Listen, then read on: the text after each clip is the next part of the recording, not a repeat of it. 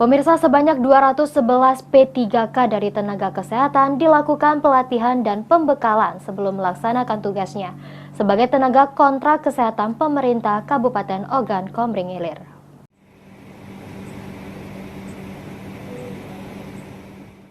Hal ini dikemukakan Kepala Bidang Pengadaan dan Informasi Imron Suhedi.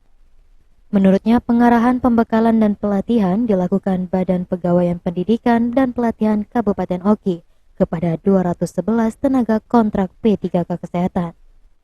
Pelatihan dan pembekalan ini dilakukan di Gedung Badan Pegawaian Pendidikan dan Pelatihan Kabupaten Oki.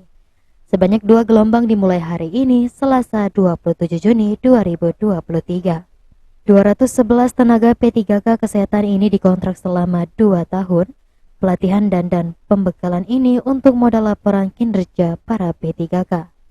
Jika laporan kinerjanya baik, maka dapat diperpanjang kontraknya. Pelatihan dan pembekalan juga untuk mekanisme pembayaran gaji, pelaporan kinerja bulanan. Intinya tenaga P3K kontrak harus melaksanakan tugas dengan baik.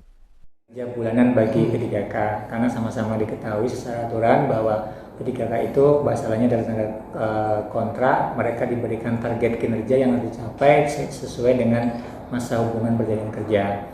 Artinya setiap bulan mereka harus melaporkan apa-apa yang Ahmad Romawi, PAL TV.